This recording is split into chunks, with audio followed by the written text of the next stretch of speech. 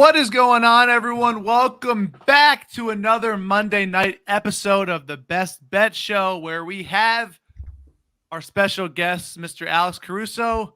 Am I allowed to say this now? Am I allowed to make the announcement? Oh, yeah. He is no longer a special guest because he is now a part of the show. Let's go.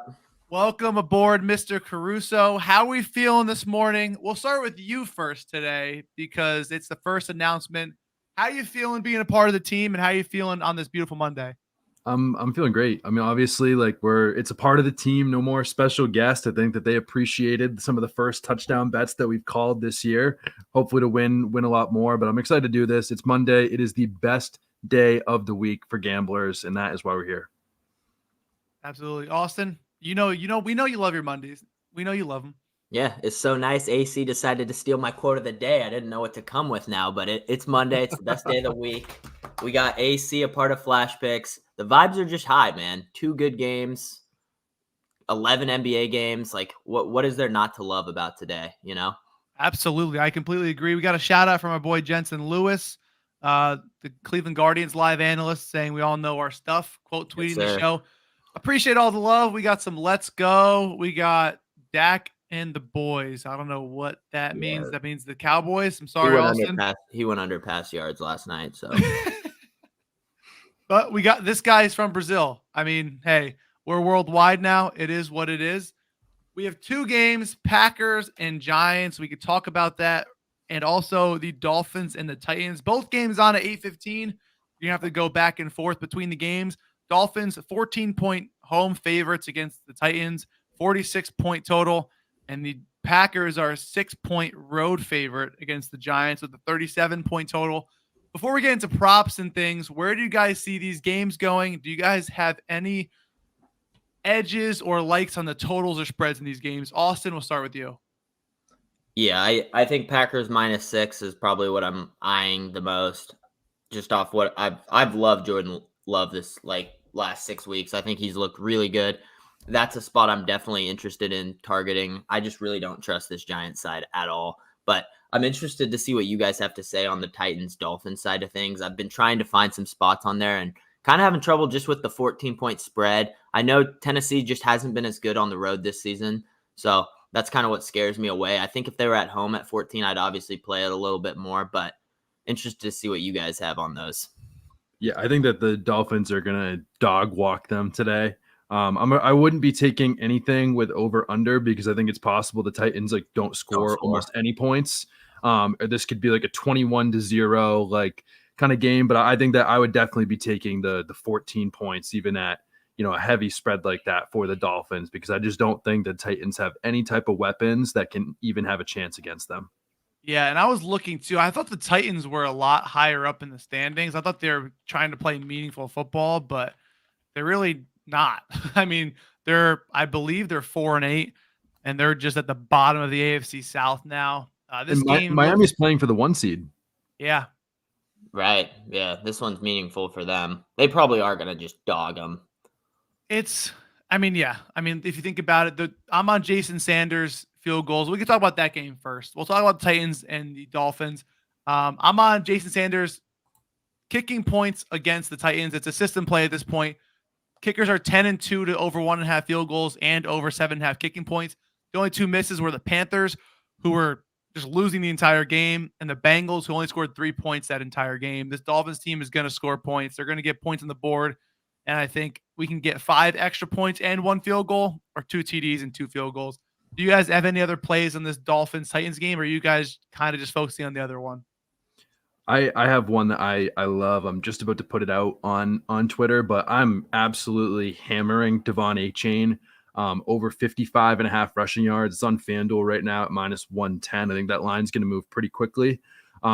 Simply put, I mean, this year in games where he has at least 2 carries, Achane has at least 73 rush yards in every game.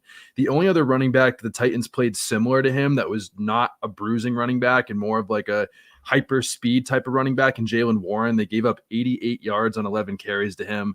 I think that they're just not going to be able to contain A-Chain. I think the Dolphins are going to be up a lot in this game, which will force a lot of extra work for running backs. And now that he was fully healthy, A-Chain took over at 59% of the snaps this week, and that could be even bigger this week. Yeah, I like that a lot. I think when teams are up big too, it's going to be obviously a full committee of running backs. They're not going to go Mostert heavy carries. But they're both going to share the wealth. And I think look at his game log. I was looking at his longest rush at 15.5, but last week his longest was 15. But he had a 67-yard rush against the Broncos, a 55 against the Bills, and a 76 against the Giants. He just big run capability, and he's been doing it all year long when he's healthy. These numbers you kind of have to expect. The books know it's a 14-point spread. I think it's going to be that all game long. I don't think it's like a late game cover. I think they're going to be dominating from the start. You might get a back door from the Titans in general, but I think overall, any sort of run aspect prop is probably a good one. Austin, what are your thoughts? I agree. I also think it's more likely that like we see less Mostert as well if it's a blowout. I feel like even though with A-Chain's like injury history this season, like I just think Mostert has a history of its own as well, that like he's a little older. Like in the fourth quarter, you're probably not giving him as much of the workload. So I think you could also have value there that you might get 3 or 4 extra carries in a kind of 14-point spread game where it's ugly. You know what I mean? So I really like that one. I think he's covered, like you said, every time he's gotten 2 carries. So what's there really not to like? I love the longest rush look as well. I just think A-Chain's the guy that breaks a big one every single game. It feels like I see one every week. Yeah, I absolutely love it. Any other props in that game, or you guys want to talk Giants-Packers? Let me talk Giants-Packers. Giants-Packers, yeah. Well, first of all, I'm going to the game tonight. I'm not excited because the Giants suck, and I was hoping I'd see Christian Watson play at least, and he's out. So I don't know what I'm rooting for in this game. I did play Jayden Reed receiving yards already. Alex, I'll have you add on to that play and talk about why you like it. But as far as man coverage goes against this Giants team, I expect some big plays from Jayden Reed. But Alex, I'll let you take the floor here. Yeah, I think that Jayden Reed's a perfect play because first of all, he has a 26% target per route run versus man coverage. Giants run at the second highest rate in the league.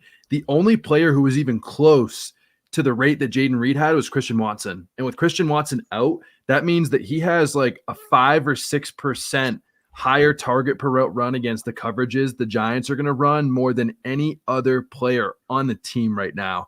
I think that he's going to be the wide receiver 1. He's been ascending. Jordan Love has been playing out of his mind over the last couple weeks, and the attempts, the yards are completely up. And I think that Jayden Reed is going to be the guy that benefits the most from that tonight. Yeah, I completely agree. Austin, any thoughts on any Packers players? Or are you going to dive in a little bit? Yeah, I'm diving in. I love the Jayden Reed look. I've seen him. His line has shot up from yesterday. I believe it opened, you said 38.5. Yeah. So it's starting to shoot up, but still likely soars. I think Jordan Love's interesting. His pass attempts or pass completions, I'm not sold on one yet. Still looking, but I don't know how you don't play him. The kid's been unbelievable. And like they've shown that they're okay just trusting him and letting him throw 5-6 plays in a row. You know, like that. Like at the start of the year, it was kind of like, hey, they want to get Dillon, they want to get Jones, they want to like try to ease it in, and it looks like a completely different guy. So I'm all on the Jordan Love train. I think the kid's a stud, and I think 20.5 pass completion seems super low for me if this game even stays semi-competitive, but also his pass attempts at 31.5. The line's continuing to move. I believe it opened at 30.5. Not entirely sure, but even at 31.5, I really like that look as well. I think it is still 30.5. I mean, I posted it about a half hour ago and it was at 30.5, and it was only at around, I think, minus 115 or minus 120. Yeah, I'm seeing 125 on DK at 31.5 right now. So wow. So that did bump, but I would take it. I mean, his last 4 games without Aaron Jones, he put up 30, 32, I think 38 and 44 pass attempts. And even over the last 4 games, he's put up at least 32 pass attempts each of the last 4. Really interesting note. This year, the Giants have given up the 24th most pass attempts. I think most people are going to see that and be like, okay, why do we want to take this? Right. They've given up the 5th most per game over the last 5 games. They've let almost every quarterback the last 5 weeks have at least 35 pass attempts. And with the way this Packers offense is trending, especially without Aaron Jones, I think that's going to help Jordan Love a lot more. I completely agree. I also think this game is closer. You look at what the Packers have been doing for Jordan Love to kind of come out of his shell, and it's honestly been mainly Christian Watson just coming alive. I mean, Christian Watson came alive on Thanksgiving, started the game, and Jordan Love took the momentum and started sharing the wealth.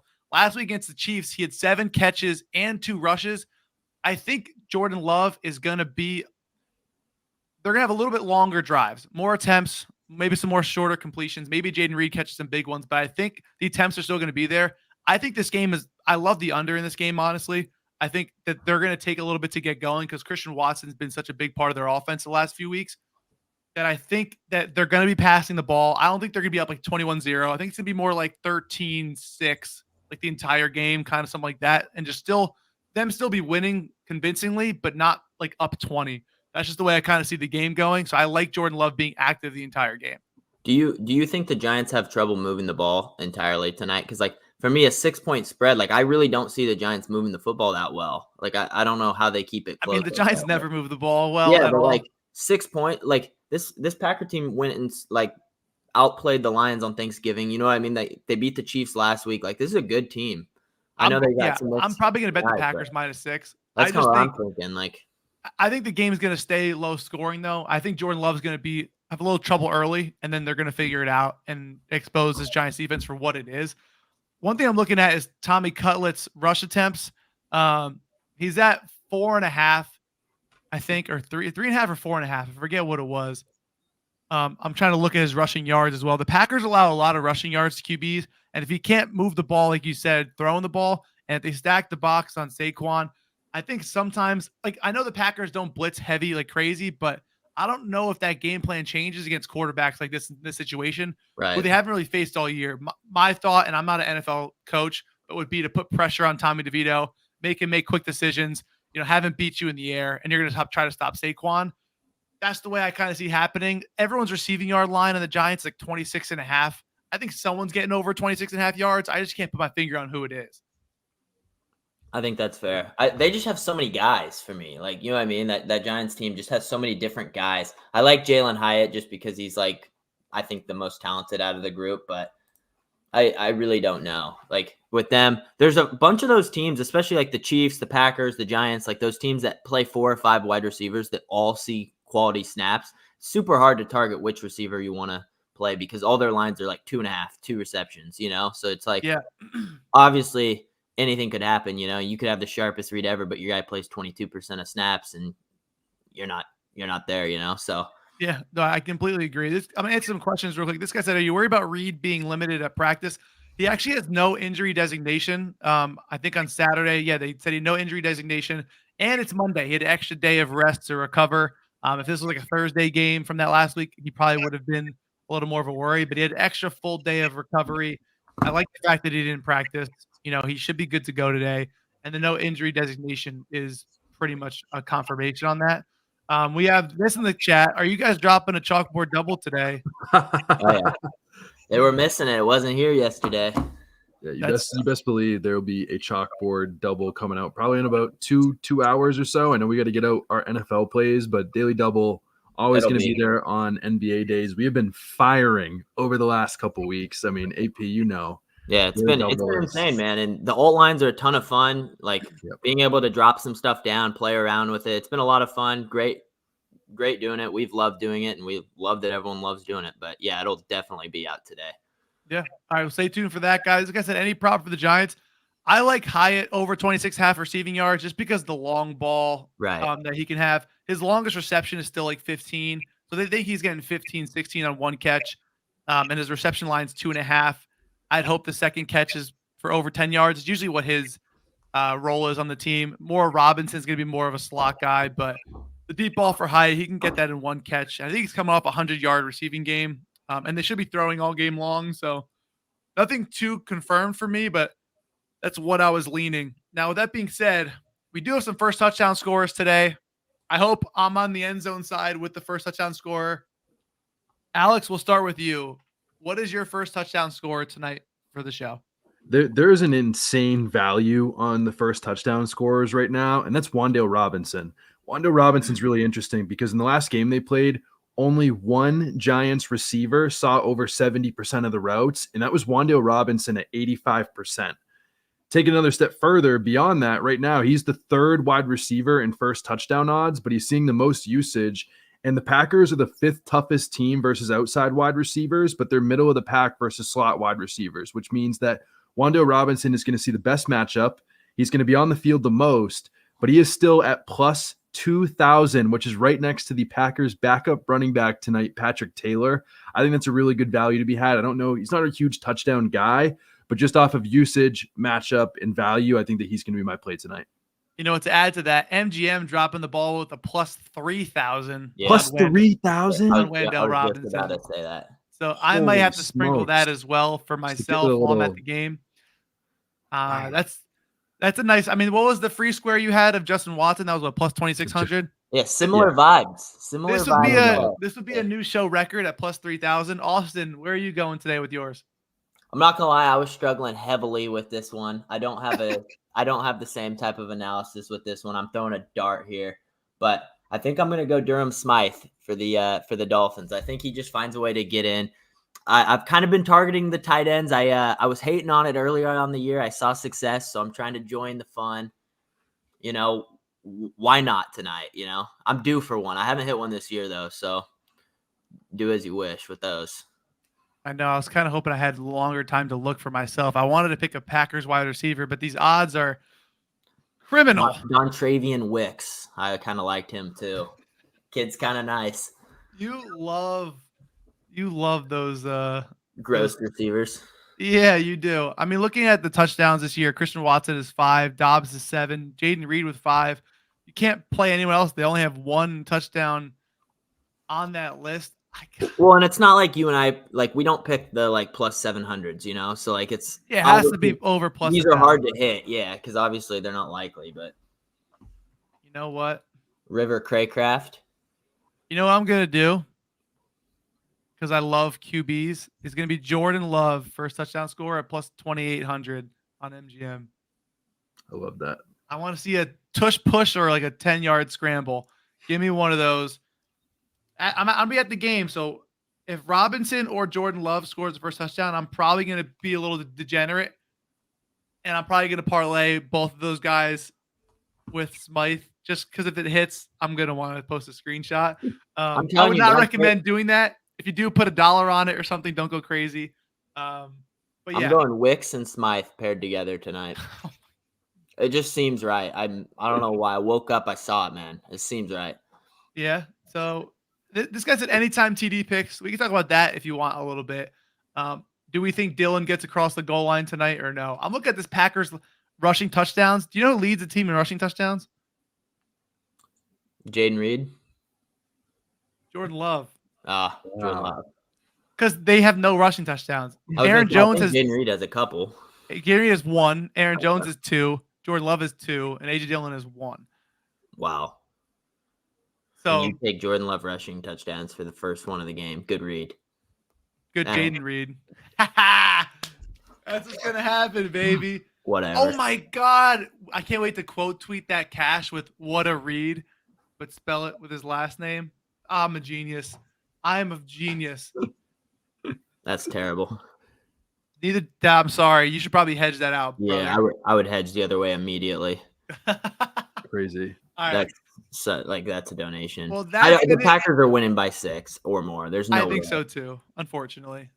That's been it for the show, guys. Alex, welcome to the squad. Appreciate you as always. Austin, you look handsome as always as well. Name a better looking squad. I'll wait. Yeah, right. Similar looking dudes here. I mean, if we all grow the beard. Yeah, it is. It is what it is. There's there's some squads out there, but who knows? How's it not appealing on the eyes? You know what I mean? You have all those shows where you look at the guys and there's always that one guy, and like I'll see the comments, it's gonna be me taking shots here. But let's keep it real, man. Good looking show. You can't tell me it's not. Easy on the eyes, he said. Well, that's been it. Go enjoy betting on basketball again today, betting on 2 football games. We'll see you guys next time. Next Monday, Alex will see us, but we'll see you guys next Thursday, everybody else. Peace out.